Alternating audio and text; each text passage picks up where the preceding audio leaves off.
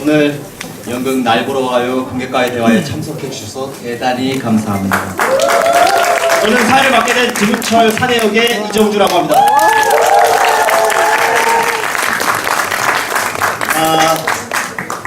공연이 끝난 늦은 시간까지 이렇게 기다려 주셔서 정말 감사합니다. 오늘 관객과의 대화에 참석하시는 변정주 연출님과 배우분들 입장해 주시기 바랍니다.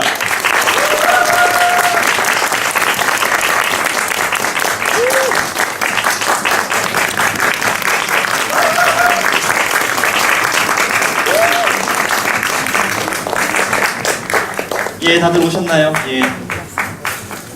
오늘 관객과의 대화에 참석해 주셔서 대단히 감사합니다. 지난 9월 개막한 우리 날 보러 와요의 공연이 어느덧 중반에 다다랐습니다. 시간이 참 빠르네요. 예. 그동안 공연을 보시면서 궁금해하셨던 점들을 해소해드리기 위해 오늘 공연 시작 전에 여러분들이 직접 작성하신 질문을 받아두었습니다. 그중 몇 개의 질문을 뽑아서 질의응답 시간을 갖도록 하겠습니다. 질문이 뽑히신 분들은 행사가 종료된 후에 MD 부스에서 상품을 받아가시기 바랍니다. 자, 그럼 지금부터 여러분들이 작성해주신 질문들을 살펴볼게요. 어떤 질문들일지 기대가 되네요. 어디 질문 네, 감사합니다. 자, 첫 번째 질문입니다. F열 4번. 시를 좋아하는 김영사님, 시는 읽을 때 감성적이지 않고 이성적으로 읽으시는 느낌이에요. 이유가 있으신가요?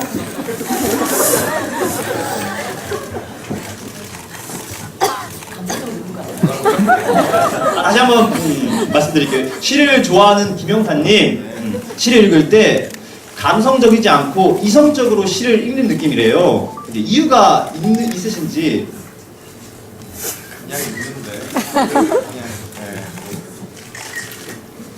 또 막 즐겁게 읽는 건 또 아니라서 그 장면 자체가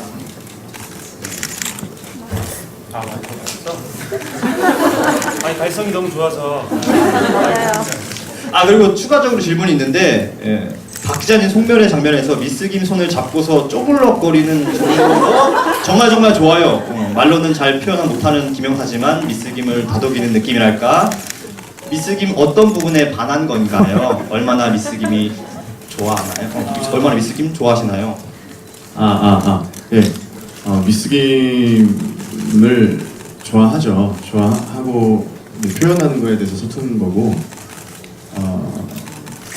언제부터 좋아했냐고요? 질문이? 어쨌든 일단 제가 쓴 시를 좋아해 준다라는 것 자체에 이미 그 친구에 대한 호감이 생기고요. 그리고 그 시를 쓰는 입장에서 제 시를 알아봐 준다는 건 엄청난 거니까. 그리고 또 이제 하는 짓이 계속 귀엽고 일편단심으로 저만 좋아해 주고 어떤 이 시골에서 저에게 유일한 낙이 되어주는 존재라서 근데 이제 그걸 드러내놓고 표현은 하지 못하는 또 성격이라 이렇게 뒤에서 손을 주물럭주물럭 거렸습니다. 그런 게 보이는군요. 예, 그렇습니다. 예. 두 번째 질문입니다. A열 13번. 정인규 눈물의 의미가 궁금합니다. 강정우 배우님. 좋게 말하면 속죄 눈물인데 좀 날에 따라 좀 다른 것 같은데 좀 오늘은 더 좀 화가 나고 저 사람한테 좀 이렇게 들키기 싫고 억울하고 열받고 근데 흔들리는 제 자신 싫고 뭐 인정해버린 그런 전체적인 큰 의미는 속죄의 눈물인데 그 날에 따라 조금 달라지는 것 같아요. 어떤 질책 김영사의 말을 들으면서 질책을 당하기도 하고 마치 막 신처럼 나를 다 아는 듯이 굴기도 하고 또 갑자기 막 보듬어주고 이러니까 예, 그런 걸 받아본 적이 없어서 정인규는 전반적으로는 그런 감정 때문입니다. 예. 세 번째 질문은 우리 변정주 연출님한테 대한 질문인데요. 실화를 극으로 연출하시면서 조심스러웠던 부분이나 특별히 신경 쓰셨던 장면이 있으신지요? 이 작품이 1996년도에 초연이 올라가서 10년간 이제 김광림 선생님이 연출을 하셨고 이게 작가이신 2006년부터 10년간 이 작품을 해왔는데요.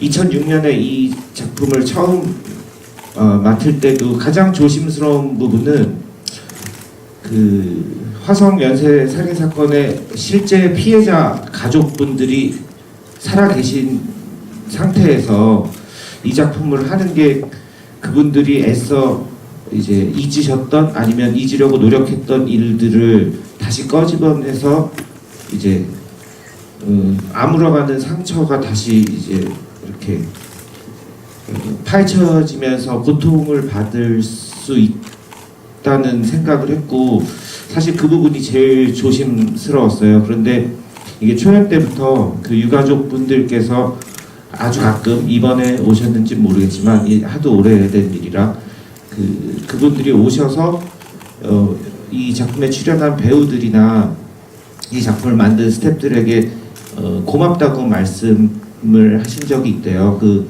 이유는 이 사건이 영원히 잊혀지지 않게 도와주는 게 우리를 위하는 길이다. 아마 그 이후에 일어난 다른 좀 사회적인 큰 사건들, 세월호라든지 그런 것도 마찬가지일 텐데 그런 의미에서 되게 오히려 저희가 만들면서 조심스러웠던 것보다 그분들한테 힘을 받았던 적이 있습니다. 그래서 뭐 특별히 실화기 때문에 뭐 조심스럽기보다는 오히려 이게 이제 잊혀지지 않고 계속 기억되면서 이러한 사건이 다시 벌어지지 않는 세상을 만드는데 조금이라도 이제 생각할 수 있는 기회가 되면 좋지 않을까 하는 생각으로 이 작품을 항상 대하고 있습니다.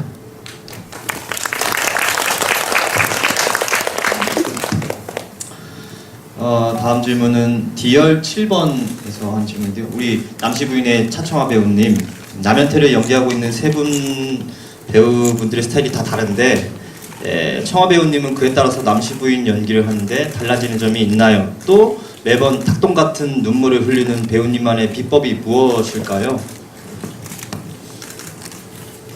처음에 남씨 부인 이제 얘기 듣고 준비하는 과정에서 남현태가 어떤 사람일까에 대해서 많이 고민했어요. 그러니까 10년을 같이 몸을 섞고 사는 남자인데 어떤 이유로 인해서 이 사람을 버리고 갔다가 다시 돌아오고 버리고 갔다가 다시 돌아오는 여자잖아요. 아무리 힘들게 해도. 그래서 그냥 우리네 엄마들에 대해서 다시 한번 생각해봤고 아이는 없지만 그래도 뭔가 노력하면서 살았을 텐데 이런 생각도 해봤고 그래서 남현태 세 분이 완전 배우마다 성격은 다르지만 기본 밑바탕은 다 똑같기 때문에 그걸 가지고 갔고 그리고 이 아줌마가 어떤 아줌마일지에 대해서 정말 많이 고민했어요. 거의 2시간 가까이 되는 공연인데 이렇게 제가 5분 정도 나오거든요. 그 5분 나오는 동안에 모든 거 다 쏟고 저뿐만이 아니라 남현태 성격까지 저로 인해서 뭔가를 알게 되시잖아요, 여러분들이. 그리고 게다가 용의자 가족이 처음이자 마지막 피부치가 나오는 거잖아요, 용의자 중에 한 명이. 그래서 셋 다 제 남편이라고 생각하고 그날 올 때마다 남편이 오늘은 네가 왔구나 이러면서 그리고 항상 들어가기 전에 네 새끼 때문에 내가 이러면서 준비하고 들어오고 나와서는 네 놈 때문에 이러면서 울고 있는데 그리고 우는 거 물어봐 주셨는데 워낙에 아줌마 삶이 슬프잖아요. 그리고 생각해보면 실크족을 떠나서 내 남편이 누군가를 죽였다고 하고 경찰이 갑자기 찾아와서 저를 창동인고 조사하겠다고 끌고 오는 그 상황 자체가 약간 믿기지 않을 것 같고 그리고 들어오는 동안 경찰서도 처음이고 너무 두려운 것들을 가지고 왜 아줌마들 중에 두려우지 않은 척하면서 막 억척스럽게 들어오다가도 여기서 되게 귀엽게 자기 속마음을 다 얘기하고 계시잖아요.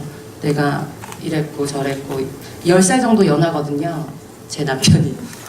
그런 거 얘기하고 이러면서 눈물은 이제 연출님 이제 저희가 두 분이신데 얘기하셨던 게 있었어요. 어느 부분에서 터져서 오열을 해줬으면 좋겠다. 그 다음에 또 어느 날은 거기 말고 이 앞부분부터 터져서 중간에 살짝 멈췄다가 뒤에 터졌으면 좋겠다. 막 이렇게 얘기해 주셔서 그거에 맞게 하려고 노력했어요. 그래서 여러분들이 이 아줌마, 그러니까 모든 피해자들이나 아니면 용의자들 잘못 끌려온 사람들이나 그 가족들이 보시기에도 잘 느껴질 수 있게끔 계속 노력하고 있어요. 남씨 부인.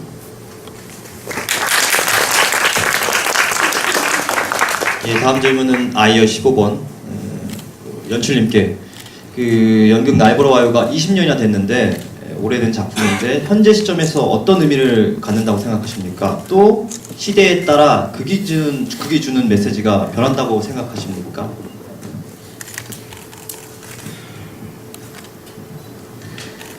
그 똑같은 연극이라도 그 공연을 올리는 시기에 따라 우리 만드는 사람 입장도 조금씩 다르게 다가오는데요. 이번 프로덕션 전에 명동에서 했고 그 전에 2014년도에 했을 때는 원래 이런 자리가 아닌 것 같은데 하여튼 공연 중에 세월호 사고가 났어요. 근데 이 작품이 여러분들 다 아시다시피 살인의 추억이라는 영화로 다시 만들어진 적이 있는데 이 작품은 이런 힘든 상황에서 벌어지는 그 상황 속에 있는 인물들의 그 고통과 사랑에 관한 이야기에 중심이 맞춰져 있다면 살인의 추억이라는 영화는 어쩌면 이 모든 사건, 이 모든 고통의 그 원인에 나라, 국가가 있는 게 아니냐라는 질문에 더 포커스가 맞춰져 있는 작품으로 보이는데 그 세월호 사고가 났을 때 저희는 정말 이 작품에서 어쩌면 이 작품이 얘기하고 있는 굉장히 중요한 다른 부분 중에 하나가 어쩌면 이 화성 연쇄 살인 사건의 범인은 나라가 아니었을까. 물론 그 사건을 직접 일으킨 당사자는 있었겠지만 그를 잡지 못하고 엉뚱한 곳에 경찰을 막 파견을 하고 어떤 정치적인 이유로 어디는 조사를 못하게 하고 또 어떠한 이유로 국민들의 시선을 이 사건을 이용해서 딴 데로 돌리고 했던 그 나라가 범인이 아니었을까 하는 생각을 했어요. 그때 원래 지금은 좀 자연스럽게 하고 있지만 김영사가 있는 첫 번째 시를 남의 금산이라는 시인데 맨 마지막 구절이 어떻게 되죠? 너는 남의 푸른 바닷물 속에 잠기고 나는 여기 떠있다라는 대사를 배우가 못하더라고요. 때 2014년 당시에. 그래서 사실 그 대사를 빼고 공연을 하기도 했고, 그렇듯 이제 작품이라는 거는 우리가 만드는 의도도 있긴 하지만 또 사회적인 상황이나 그런 조건 속에서 또 다른 의미를 지니기도 하고, 그거는 관객 여러분들 몫인 것 같고요. 질문이 두 번째 게 뭐였죠? 시대에 따라 그게 주는 메시지가 변한다. 그러면 그거는 관객 여러분들의 몫이고, 그걸 보던 당시에 어떤 시대적 상황이나 그런 거랑 관련이 있다고 생각을 합니다. 오늘도 그런 것 같고요.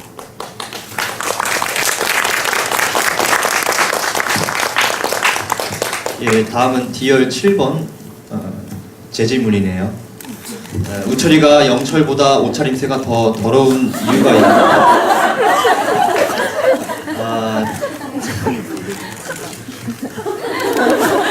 사실 저는 입으라고 해서 입은 거고요. 저는 뭐 제 의도가 담겨 있거나 그렇지 않은데, 저는 이 사람이 그렇게 막 어떤 학교를 잘 나오거나 아니면 그 지식 수준이 높은 사람이라고 보지 않았어요. 그래서 직업이 어떤 어머니가 계시는데 그 어머니 야채 가게에서 같이 일을 하는 사람이라고 생각했어요. 그래서 열심히 좀 사는 친구라고 생각해서 이런 뭐 옷차림새를 신경 쓰지 않는다거나 일을 너무 열심히 한 나머지 빨지 않는다거나 그렇게 생각을 했습니다. 예. 저희끼리 처음에 우철이 의상과 헤어 컨셉이 나온 걸 보고 우철이에게 집이 있는 게 믿기지가 않는 거예요. 저희끼리 그랬던 기억이 납니다. 우철이가 계란을 라면에 풀 수 있다고? 내가 왜 너희 집에 가야 되지? 야채 가게 야채가 신선하고 깨끗해야 되는데 많은 생각을 하게 합니다. 예, 다시 한번 생각해 보겠습니다. 두 번째 질문 또 있네요, 나한테. 산의 머리 스타일과 우철의 머리 스타일 둘 중에 무엇이 마음에 드나요? 질문하신 분이 확실히 계신 거죠? 이거 있으십니까? 네. 둘 다 마음에 들진 않는데 굳이 꼽자면은 그냥 산의 머리 스타일이 단정해서 좋은 것 같아요. 넘어가겠습니다. 다음 질문은 A열 12번. 김영사는 마지막 취조를 할 때 범인을 100% 확신하고 있나요? 어떻게 생각하세요? 그렇죠. 확신을 하고 있기 때문에 그런 상상을 해서 그런 얘기를 한 거고요. 그게 아니라고 밝혀졌기 때문에 그렇게 미쳐갈 수 있고 또 정신병까지 걸릴 수 있는 부분이어서 그 해외에서 날라온 문서를 보기 전까지는 확신을 하고 아니라 할지라도 그렇게 믿고 취조를 합니다. 예. 다음 질문은 C열 9번. 박 기자님의 진심을 알고 싶어요.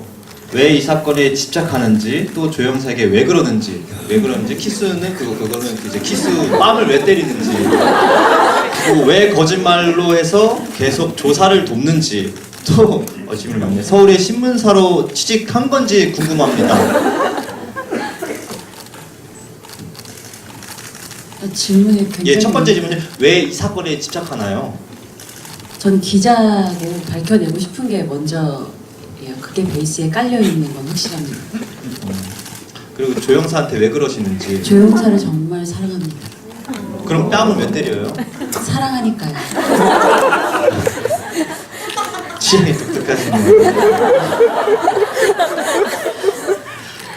그 왜 거짓말을 해서 계속 조사를 돕는 겁니까? 거짓말이라기보단 전 거짓말이라고 생각은 하지 않았고 수사를 계속하기 위한 방법이었다고 생각을 합니다.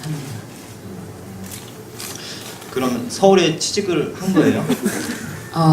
저희가 이것 때문에 박 기자들하고도 연출님하고도 굉장히 의견이 분분했는데 서울에 간 것이 확정이 됐기 때문에 사표를 냈다고 반장님한테 얘기하면 얘가 너무 나쁜 년이 돼버리고 그렇지 않다고 하면 그 뒤에 그 이전에 조영사와의 대화를 어떻게 풀 것인가에 대해서 굉장히 고민이 많았는데 연습 때도 고민을 하고 지금도 물론 매번 할 때마다 생각을 해보고는 있지만 취직이 완전히 됐기 때문에 가는 건 아니에요. 정말로 이 신문에 난 상황이 너무 화가 났고 너무 윤리적으로도 맞지 않고 내가 몸담았던 곳인데 이렇게까지 기사를 내는 걸 보면서 정말로 그만두게 된 것이고, 이 여자가 서울에 가서 다시 신문사에 다시 취직이 되고 일을 한다고 조연사라고는 얘기는 했지만 그것이 확정이 된 상황은 아니었고 결정을 내리진 않았었는데 그 사건으로 인해서 명확하게 결정을 내린 거고 정말로 서울에 가서 쉬려고 가는 거예요. 쉬고 그래 다시금. 그래서 뒤에 대사를 보시면 반장님 실제로 그 뒤에 정말로 사표를 내셨고 하지만 저로 인해서 사표가 반려되기도 하고 부하 말 듣지 않았던 본부장 날려보냈고 여러 가지 사건들을 통해서 어쨌든 이 여자의 본심은 사건을 해결하고자 하는 것이 그렇습니다. 예. 네, 다음 질문은 A열 6번. 남씨 부인과 사내의 말 중에 누구의 말이 사실인가요? 자신이 성적 매력이 없는 걸로 보이기 싫어 남씨 부인이 거짓말을 했다는 의견과 회사 동료로서 사내가 거짓말을 했다는 의견으로 제 주위 사람들은 의견이 나뉩니다. 배우들 의견이 궁금합니다. 천하누님 먼저. 저는 이중인격자입니다. 회사 생활은 열심히 하는데 저라고 얘기하니까 좀 이상한데 동네에서 그 여자만 보면 찝쩍거렸다 그리고 뭐 신고까지는 안 됐다 이건 약간 진짜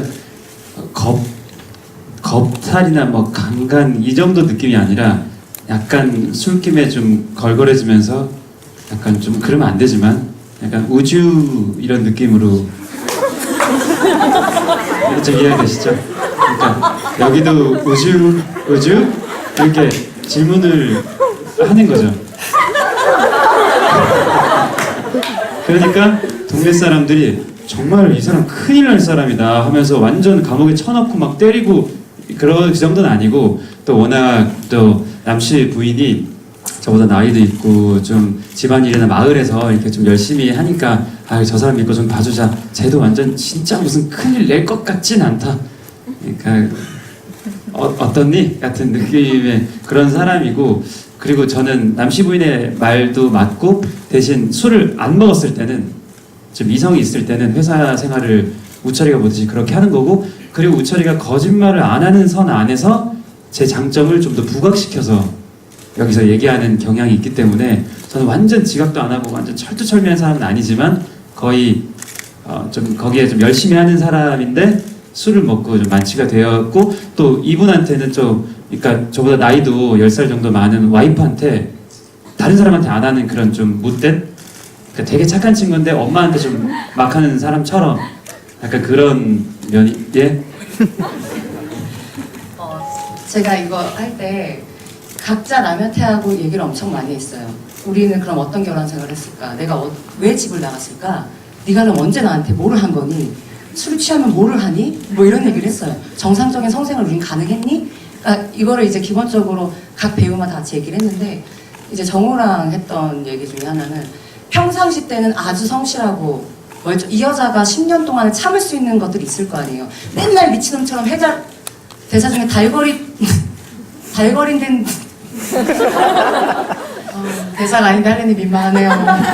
달거린데도 하달라고 막 이랬다고 그랬잖아요. 그러니까 그게 이 남자는 다 좋았는데 뭐 다른 건 다 좋았는데 술이 취했을 때 그게 문제가 되는 거였어요. 저한테는. 그래서 연출님하고도 얘기를 되게 많이 했던 게 그래서 초반에 여기 들어왔을 때 니네 경찰이 혼나는 것보다 왜 내 새끼 내가 혼내야지. 그래서 빨리 어디 있냐고 막 그래서 제가 막 뭘 하려다가 나중에 억장이 무너지는 거는 얼굴도 못 보고 나가려니까 그래도 잘해줬던 게 생각나고 10년 동안 엉겨붙었던 게 생각이 나니까 이제는 안 될 것 같으니까 도와달라고 얘기를 하는 거거든요. 그래서 아주 멀쩡할 때는 정말 멀쩡하게 젠틀하게 저한테 엄청 잘해줬고 그래서 결혼을 한 건데 술 먹고 취했을 때가 아주 큰 문제가 되었다고 생각해요 제가. 그리고 아까 말했듯이 동네 사람들도 생각해보면 그런 미친 짓거리를 계속하고 다녔는데 고소를 안 할 리가 없는데 이제 그때 연출하고 얘기했지만 지금이랑 20년 전은 좀 달랐던 게 지금은 이렇게만 해도 기분이 나쁘면 고소하는 게 약간 다행인 세상인데 옛날에는 좀 그런 게 아니 내가 뭘 했다고 이런 분위기가 조성이 돼서 제가 이제 가서 미안하다 원래는 좋은 사람 아니냐 그래 원래는 좋은 사람인데 왜 저럴까 자네가 안 됐네 뭐 이러면서 계속 뒤치다거리 하다가 그게 힘들면 집 나가고 그게 힘들면 집 나가고 아마 이랬을 거라는 생각이 들었어요. 그래서 저도 진실을 얘기하고 있고 너는 진실을 얘기하고 있는 거니? 저는 진실입니다. 진실의 선에서 좀 더 과장해서 이 사람을 좀 착하게, 왜냐면 저희 회사가 망하니까 이런 사람이 우리 회사에 있다면은 이미지가 좋지 않을 거 아닙니까? 그래서 우리 회사를 위해서 또 사장님이 보내서 일의 연장으로서 하는 거라고 저는 생각해요. 예. 그럼 다음 질문에 가겠습니다. 이거는 뭐 없네요. 예. 박경사님, 보기에 역할과 싱크로율이 너무 높아서 생활 연기 같은데 실제 김문식 배우님과 닮은 점이 있을까요? 이건 저희가 말해야 되는 거 아닙니까?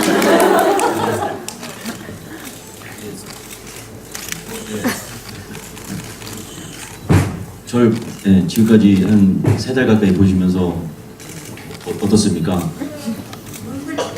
그냥 선배님 자체라고 생각하고 있습니다. 예, 저도 이제 박형사를 맡으면서 크게 뭐 다른 저 모습 아닌 다른 역할을 해야 되겠다 이런 마음은 별로 없었던 것 같아요.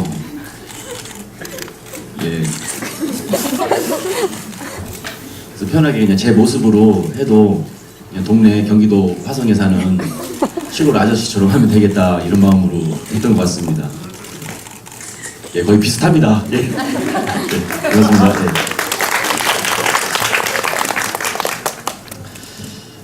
다음 질문은 이제 미스 김은 금사빠인가요? 김영사에 대한 마음이 단순한 동경이 아닌 사랑이 된 계기가 무엇일까요? 순정파 미스 김 사랑스러워요. 금사빠 기질이 좀 있는 것 같아요. 근데 이제 김영사한테 반하게 되는 순간은 그냥 미남이라서 호감이 갔는데 서울대 출신의 영문과 출신의 시인이라고 하는 그 부분에서 급 호감을 가지고 저 남자 멋있다. 왜냐면 저도 시인 지망생이고 시를 너무나 좋아하는 감성 소녀이기 때문에 비록 다방 내지이긴 하지만 그래서 그 순간부터 이제 김영사의 시가 궁금해지고 김영사가 하는 행동들이 멋있어 보이고 딥하게 사랑하게 되는 것 같습니다. 네. 다음 질문은 아이얼 16번. 요새 제가 그 쇼핑 루이를 너무 재미있게 보고 있는데요. 이 과장으로 나오시는 우리 김병철 배우님 정말 팬입니다. 이 과장과 김 반장은 너무너무 다른 인물이잖아요. 김 반장 역으로 몰입하시는데 힘드시지 않나요? 날 보러 와요에서는 카리스마 넘치시고 무게감 있는 캐릭터여서 놀랐습니다. 멋있습니다. 예, 뭐 그렇게 힘들진 않고요. 예, 거기 가서는 거기서 주는 대로 돈 주는 대로 밥 먹는 명의 이렇게 하고 있습니다. 예, 그렇게 힘들지 않습니다. 여러 가지 모습이 있으니까요. 다음 질문은 이제 또 김 반장님한테 한 질문인데 가장 신문하기 어려운 용의자는 누구인가요? 그 이유는 뭔가요? 라면태가 신문하기가 좀 어렵고요. 술 취해서 잘 다루기가 어려워요. 말귀도 잘 못 알아듣고 너무 답답하고 매번 그렇습니다. 우리 강정우 배우님 1인 3역을 하는데 너무 힘드실 것 같아요. 세 역할을 각각 어떻게 준비하셨나요? 그리고 어떤 인물이 가장 연기하기 힘든가요? 진짜 좀 어려운데 정말 분량이 정말 많지 않은데 이 공연을 하면 되게 지금 벌써 목이 좀 잠기고 인물이 또 다르고 한 번 등장으로 끝이고 좀 그나마 남현태가 좀 능동적인데 다른 인물들은 다 수동적인 인물들이에요. 그리고 그 상황은 다 취조고 그리고 여기 취조실에 들어오기 전 상황이 너무 세고 한 명은 정신병원에서 탈출한 아이고 한 명은 거의 어느 게 진실인지 모를 이중인격자고 세 번째는 이거 심각한 사람이기 때문에 그래서 일단 준비를 하면서 우리가 영화에서 흔히 봤던 표준적인 그러니까 좀 우리가 그냥 이렇게 순간적으로 생각 드는 그런 쪽으로는 분석을 안 하려고 했고 그래서 제가 어떤 얘기를 들었었는데 어떤 그 경찰대학교에서 인지라고 협상을 하시는 분께서 그 배우들한테 흘려가는 말씀으로 실제 정신병자는 영화에 나오는 거랑 좀 다른데 뭐 이런 식의 말씀을 하셨어요. 그래서 그 얘기가 계속 잊혀지지 않고 그냥 영화에 나오는 그 백강호 연기를 했던 그 선배님을 모티브로 잡아도 좋겠지만 그것도 아예 버린 건 아니지만 어떤 그냥 이 사람이 가지고 있는 이 사람이 본 것에 더 집중해서 이렇게 하려다 보니까 그렇게 좀 캐릭터를 잡다 보니까 등장하기 직전이 너무너무 저한테 힘들어요. 그래서 이영철을 등장하기 전에는 살인하는 모습을 계속 보면서 그걸 보면서 너무 무서운데 또 흥분까지 해야 되고 그걸 또 범행을 했다고 하진 않았지만 했다고 또 우철이가 얘기를 하기 때문에 그것까지 얘기할 수 있는 사람이 돼야 되기 때문에 항상 살해하는 걸 전 눈으로 그리고 보고 나가야 되고 남한테 할 때도 마찬가지고 내가 진짜 지금 인터넷 막 포털 사이트에 강정호 얼굴이 떠 있는 것처럼 살인자, 강정호 이렇게 떠 있는 것처럼 그때 신문에 제 얼굴이 남한테가 떠 있으니까 도대체 내가 무슨 짓을 한 거지? 이 정도의 상황을 계속 입력을 하다가 나가보면 별거 하는 건 없는데 되게 좀 심적으로도 힘들고 되게 사람들하고 웃지도 못하고 여배우하고 대사도 못하고 제가 남자 배우들하고만 하더라고요. 그래서 하여튼 좀 밝게 하지도 못하고 그런 점들이 좀 힘듭니다. 다음 질문은 우리 배운범 배우님. 조영사님 매번 까만 모습을 보면 제 볼이 다 얼얼합니다. 두 분의 박 기자 중 어느 분의 손이 더 야무지신가요? 또 박 기자님은 풀파워로 때리세요? 우선 두 명의 파워는 굉장히 차이가 많이 납니다. 월등히 강하시고요. 근데 초반에는 좀 이렇게 때리는 위치가 귀 쪽에 많이 있어서 좀 이렇게 아프셨는데 아팠는데 아직도 얼얼하네요. 근데 연습을 저희가 진짜 많이 했어요. 이렇게 몇 번씩 이렇게 스윙을 하면서 요즘에는 아무리 세게 때려도 절대 귀 쪽을 안 때리셔서 뭐 보기에는 좀 많이 놀라시지만 연기하는 데는 뭐 좋습니다. 굉장히 강하세요. 예, 또 조영사님. 형사들 중 유일하게 형사 생활을 유지하는 인물인데 그 사건으로 인한 후유증이 가장 적어서 가능했을까요? 또 원래 조영사의 수사 스타일이 다소 거칠고 구시대적이었는데 계속해서 그 방식을 유지했을 것 같으세요? 우선은 형사를 계속하는 건 아마도 좀 스스로 내 천직이라고 많이 생각하는 것 같아요.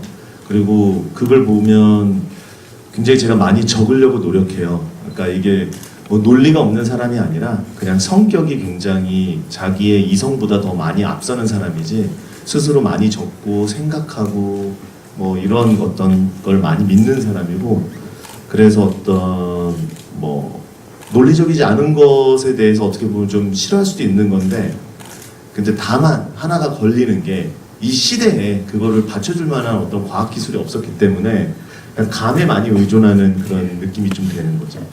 그래서 우선은 조형사 하면은 많이 볼 수 있는 형사 캐릭터여서 조금은 그 괄괄한 거는 그게 너무나 많이 써 있어서 그거는 그 흐름을 많이 따라갔고 대신 많이 신경을 더 쓴 건 조금 감성적인 면이 그래도 좀 많지 않을까? 그래서 뭐 사랑은 하나의 그냥 단편이고 솔직히 많이 신경을 쓰는 부분은 마지막에 이제 미연이가 이제 그렇게 되고 났을 때 그때 짧은 순간이지만 그거에 대한 어떤 좀 고통을 좀 표현하려고 많이 좀 고민하고 있습니다.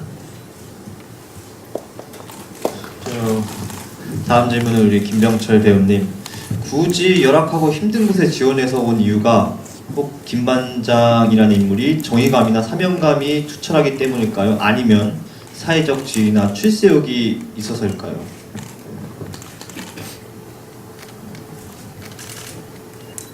저는 두 가지 다 있다고 생각을 했습니다. 그래서 그래서 어떻게 보면 그냥 요새 좀 하는 생각인데 이 사람은 좀 어쩌면 좀 오만한 사람은 아니었을까 뭐 그런 생각도 좀 하고요. 근데 결국 쓰러져 버리게 되죠. 그두 가지 생각 말고 또 저런 생각도 잠깐 한 적이 있는데 그런 어떤 명분들 내가 알 수 있는 명분들 말고 좀 다른 게 있지는 않을까. 이 사람이 이렇게 쓰러져 버리는 데까지 몰입하게 되는 거, 집착하게 되는 거. 그래서 뭐 그런 생각도 잠깐 해본 적은 있는데 사실 그 생각은 이용을 좀 해볼까 하다가 이 극에서 좀 그런 지점에 대해서 다루지는 않는 것 같아서 직접적으로 활용은 안 했는데 그래서 뭐 그거는 활용을 못했고 그래서 지금 상황에서는 그 두 가지 이유를 전부 다 활용을 해서 연기를 하고 있는 것 같습니다.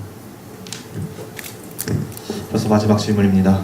연습이나 공연하면서 있었던 재밌는 에피소드 있으면 알려주세요, 배우님 모두.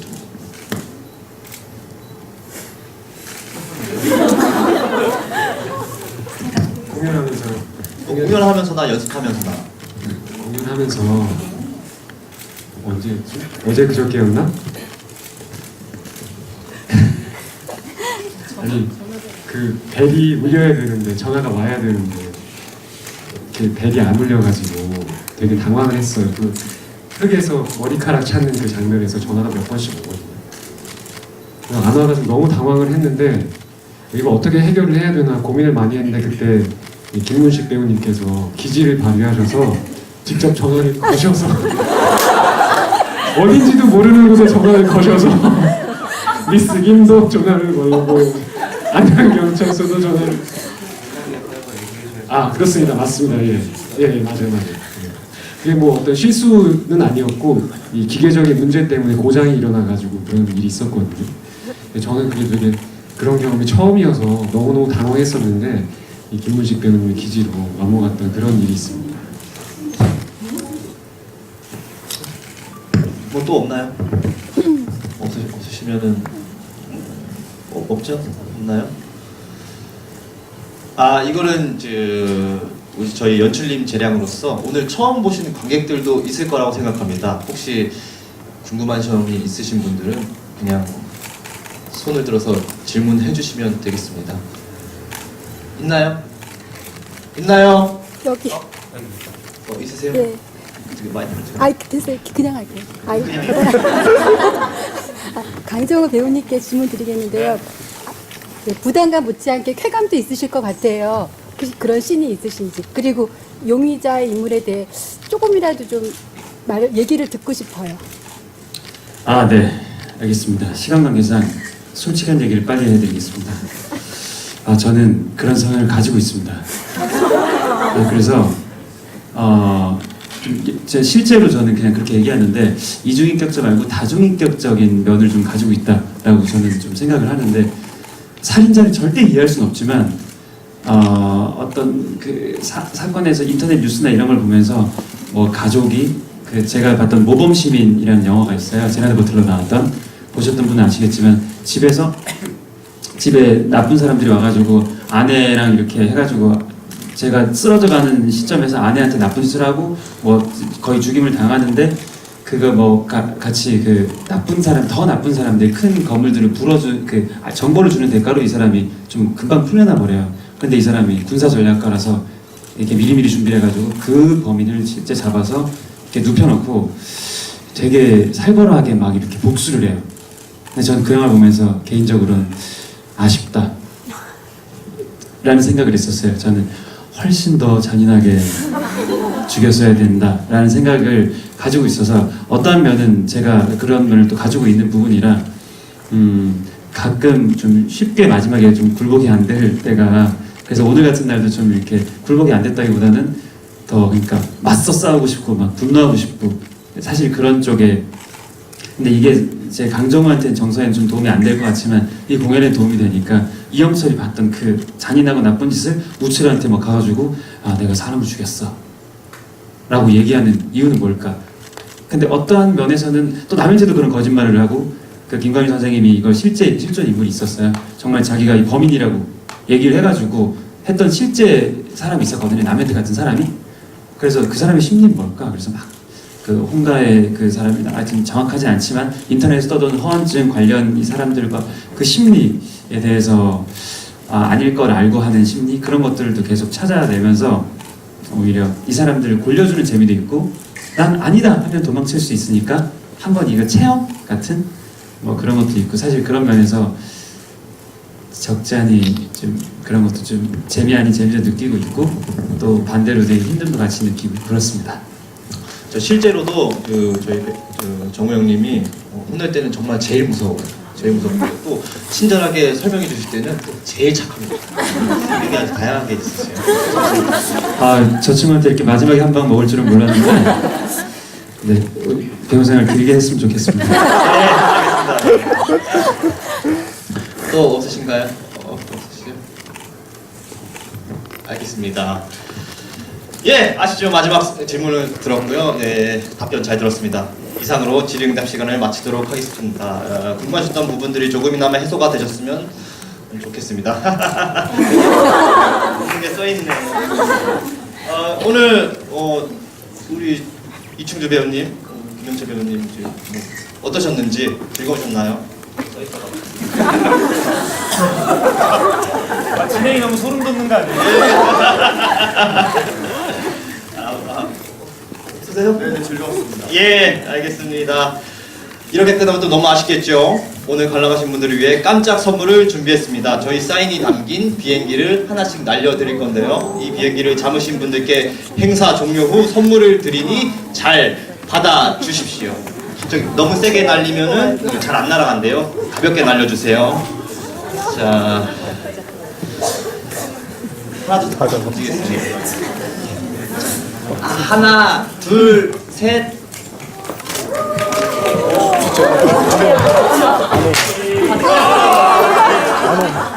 죄송합니다. 선을 아직 안 넘었고. 자, 그럼 이제 행사를 마무리하도록 하겠습니다. 관객과의 관객과의 대화에 함께 해주신 여러분께 감사드립니다. 질문자분들은 나가셔서 꼭 선물 받아가세요. 그리고 저희 공연이 끝날 때까지 꾸준한 관심과 사랑 부탁드립니다. 감사합니다.